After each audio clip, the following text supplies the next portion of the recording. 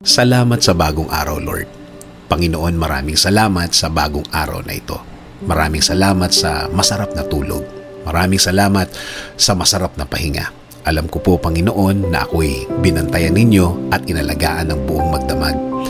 Haharapin ko po, Lord, ang araw na ito na puno ng pag-asa sa aking puso't isipan, sa aking buong pagkatao, sa aking buong araw ngayon.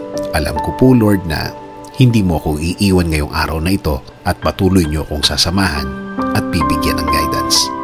Maraming salamat dahil ginising mo ako ngayong umagang ito at alam kong ang araw na ito ay magiging blessed dahil andyan ka, Lord. Punuin niyo po, Lord, ng kasiyahan o joy ang aking puso. Ipaalala niyo po sa akin kung gaano ako ka-blessed sa araw na ito. Lagyan niyo lagi ng dahilan ang aking kasiyahan at mga dahilan kung bakit magiging thankful po ako. Kapag pumasok na po ang problema sa aking araw ngayon, i-remind niyo po ako ng inyong pagmamahal, ng inyong presensya, ng inyong kabaitan, ng inyong pag-aalaga, na kayo po ay laging andyan para ako'y alalayan. Kapag ako ay nanghihina, ipaalala niyo po sa akin na lagi po kayong andyan para ako'y tulungan, para ako'y alalayan, para ako'y alisin sa isang problemadong sitwasyon. Lord, kapag naalala ko ang aking problema, please remind me that you got me, that everything will be okay and fine. Please remind me also of my purpose. Kung bakit ako nasa mundo, kung bakit ako nabuhay, kung bakit ako andito para sa araw-araw, para paglingkuran kayo at mahalin.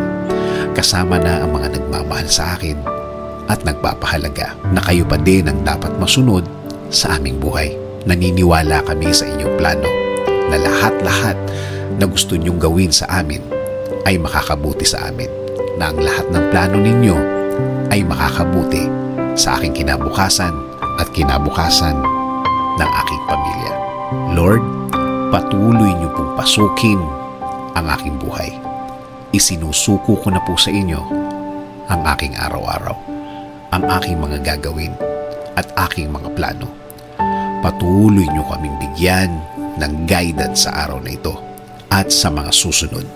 Alam ko po, Lord, na ang araw na ito ay mas mabuti, mas maganda, mas produktibo kesa kahapon. Dahil ang lahat ay magbabago kapag kasama ka namin, Lord. In Jesus' name we pray. Amen. Sabi nga sa Lamentations 3:22-23, the steadfast love of the Lord never ceases. His mercies never come to an end. They are new every morning. Great is your faithfulness.